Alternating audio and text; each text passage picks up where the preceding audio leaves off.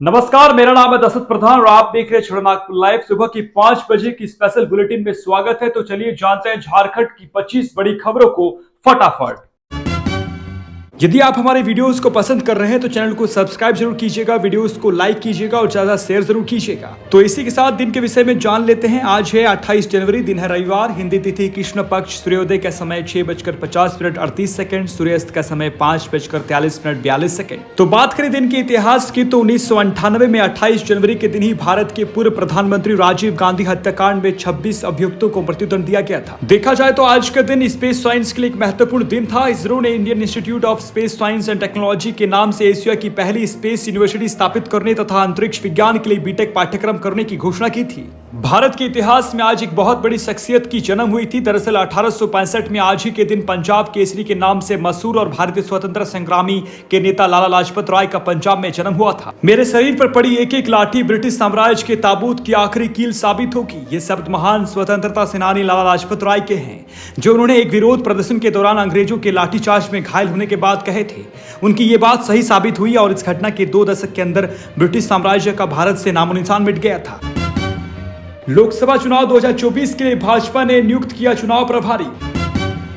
आगामी लोकसभा चुनाव को लेकर बीजेपी ने शनिवार को झारखंड, बिहार, पश्चिम बंगाल समेत विभिन्न राज्यों के लिए प्रदेश चुनाव प्रभारी और सह चुनाव प्रभारी की सूची जारी कर दी है।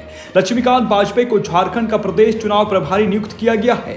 वहीं विनोद तावड़े व झारखंड के पूर्व बीजेपी प्रदेश अध्यक्ष व राज्यसभा सांसद दीपक प्रकाश को बिहार का दायित्व दिया गया है।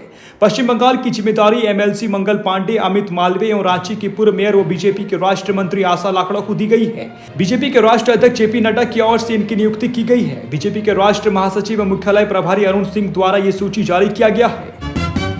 रांची में दुष्कर्म के आरोपी को भीड़ ने पीटा, शरीर पर मला जहरीला तेल, मौत के बाद 17 हुए गिरफ्तार।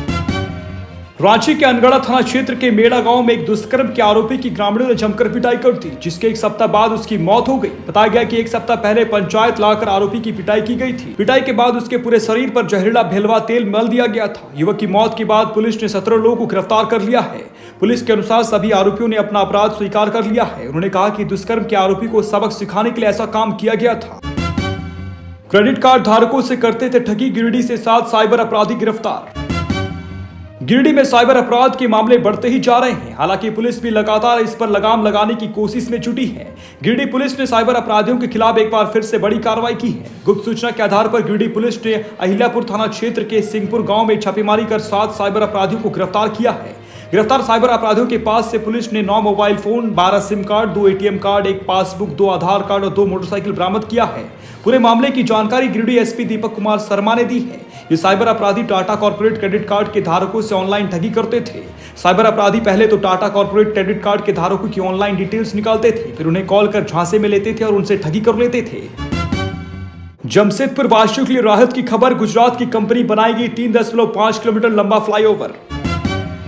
गुजरात अहमदाबाद की दिनेश चंद्र अग्रवाल और इब्राकॉम की ज्वाइंट वेंचर कंपनी शहर में साक्षी से मानगो के बीच 3.4 किलोमीटर लंबे फ्लाईओवर का निर्माण करेगी।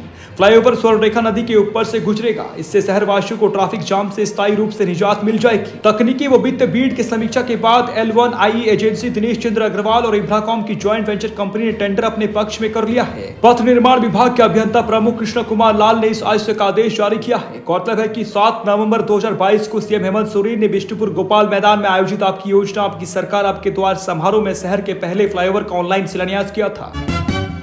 झारखंड सीएम हेमंत सोरेन को ईडी का 10वां समन, फिर कहा आप नहीं आएंगे तो हम आएंगे। जमीन घोटाला मामले में झारखंड के सीएम हेमंत सोरेन को ईडी ने 10वां समन भेजा है। ईडी ने मुख्यमंत्री को पत्र भेजकर यह तय करने को कहा है कि 29 से 31 जनवरी के बीच कब पूछताछ की जाए। पहले की तरह ईडी ने फिर लिखा है कि अगर वो बयान दर्ज कराने नहीं आएंगे तो ईडी खुद उनके पास पहुंचेगी।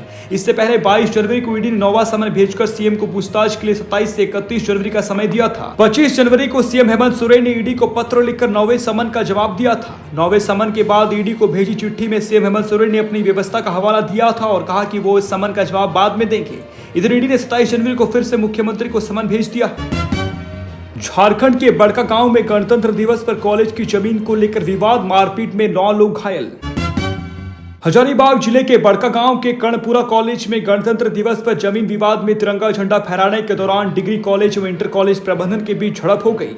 इसमें दोनों पक्षों से 9 लोग घायल हो गए। कॉलेज की ओर से कर्ण कॉलेज के संस्थापक पूर्व प्राचार्य राम सेवक, इंटर कॉलेज की प्राचार्य मनीष भारती, स्टाफ दीपक कुमार, आशा देवी, अक्षय पांडे एवं कई छात्र घायल हो गए। जबकि डिग्री कॉलेज की ओर से शिक्षिका ललिता कुमारी, अनु कुमारी, शिक्षक चंचल कुमार महतो, ज्योति जलधर घायल हो गए।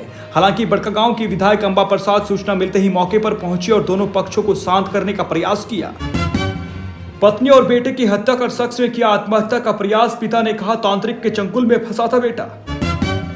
बहरागोड़ा थाना क्षेत्र की मटिहाना गांव के कुम्हार टोला में पति शुभेंदु बेरा ने अपनी पत्नी पार्वती बेरा एवं 2.5 वर्ष के पुत्र बापून बेरा की गला दबाकर हत्या कर दी। हत्या करने के बाद शुभेंदु बेरा घर के करीब मौजूद आम के पेड़ पर गमछा के सहारे फंदा बनाकर आत्महत्या करने की कोशिश की।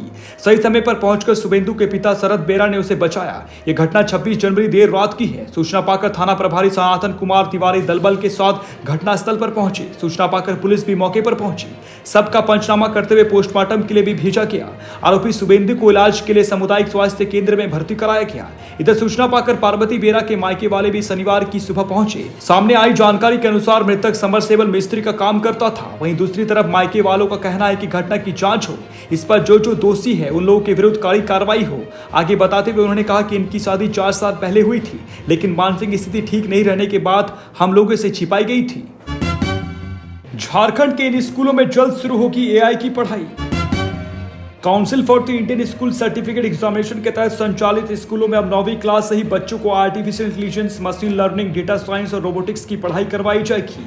इस सत्र से इसकी शुरुआत हो रही है। हैदराबाद में हुए नेशनल प्रिंसिपल्स कॉन्फ्रेंस में यह निर्णय लिया गया। साथ ही यह भी तय किया गया कि अगर कोई स्टूडेंट्स कंप्यूटर के क्षेत्र में उम्दा प्रदर्शन करना चाहता है तो अपनी इच्छा के अनुसार कंप्यूटर साइंस के साथ ही रोबोटिक्स और आर्टिफिशियल इंटेलिजेंस के विषय को भी जोड़कर आगे की पढ़ाई कर सकता है। साथ ही वोकेशनल कोर्स में 10 बैकलेस डे होंगे।